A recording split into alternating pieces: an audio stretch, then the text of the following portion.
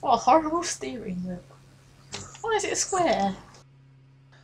Hello everyone, it's Jimmy here, and today, as you can see, we are in the Williams FW-31. This car is a new car to me, bought today by my friend Richard. Say hello, Richard. Hello. As you know, it was my birthday recently, and this was his idea of a present, which I think is a pretty good idea, to be honest, so I'm pretty happy with it. And yeah, this is going to be our first, or my first drive of it. Richard doesn't get to drive. Yeah, I've heard things about this car before, basically it being a bit unrealistic, a bit too twitchy and oversteer, and obviously I follow the World Championship series of this car in it, and you know, sometimes the car doesn't look quite how it should do through corners, but I'm not going to know until I drive it, so we're going to go and have a go. This is going to be, obviously, completely honest, first time commentary, so to speak. I've tried recording once already. I didn't get out of the pit lane. That kind of shows how successful that was. As you all know, big fan of Formula 1 me, so it's always nice to have, well, have one of these cars, so we'll take it relatively easy on the first lap using that, that antenna as a crosshair. Oh dear, brakes are, I need to warm the brakes, I think. Richard's going to now baffle you with some Wikipedia knowledge of this car. Go, Richard. Yeah, this is the 2009 car, which was driven by Nico Rosberg and Kazuki Nakajima.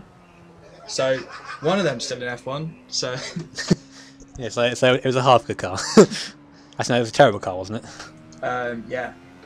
Well, they had the rear diffuser issues in 2000 when it got brought out. The other teams went, no, we don't like that. The rear diffuser they had when it debuted, but so they had to change that.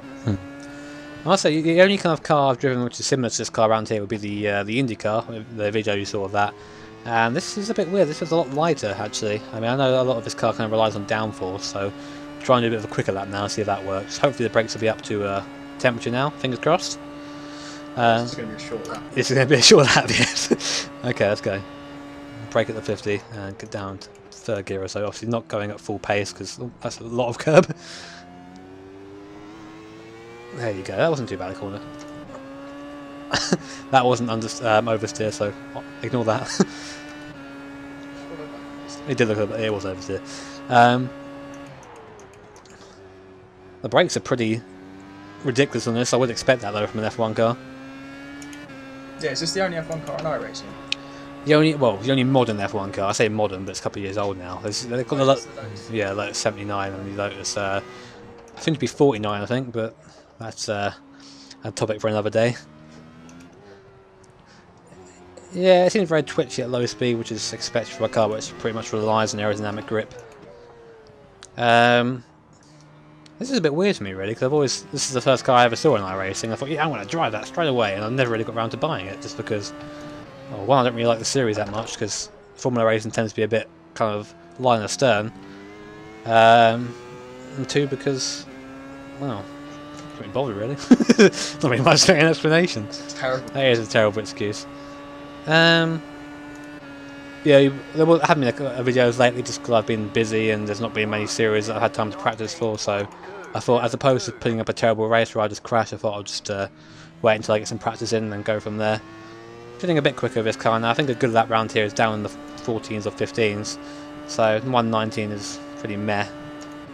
But what do you expect really? First time in the car.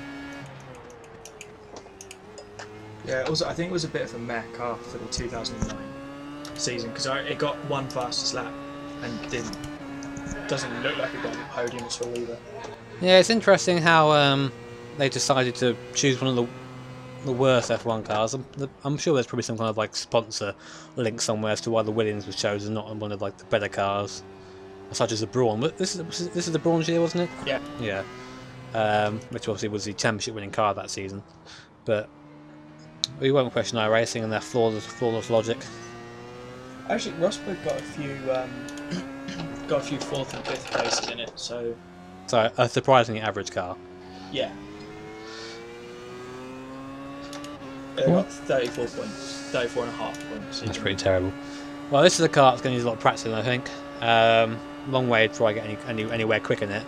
I do hope we do some races in it, so obviously look out for those. And yeah, I mean, I probably can go faster than that, but I'm not going to try in this video because I'll just be here for hours otherwise. I'll have a bit more practice in this car, see if I can get any better and get around that corner without sliding. And yeah, guys, I don't know.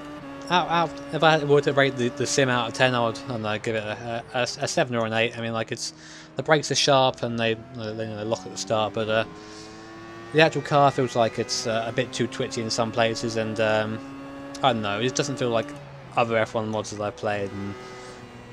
But how does it compare to the R Factor ones? oh, R Factor. The R Factor's a bit different. It always feels different. iRacing's more kind of focused on tyres and kind of force feedback, and the first R Factor's a bit like it's getting old now anyway. But that's another debate for another day. Anyway, guys, I'll get round to the end of this lap and I'll cut it off there if I can get round the end of this lap. So yeah, like I said, look out for F1 races coming soon. As much as I don't like the line of stern racing, I do love the cars. So you'll probably see me in those quite a lot. And getting back to making videos soon. So thanks for watching, guys, and I will catch you guys later.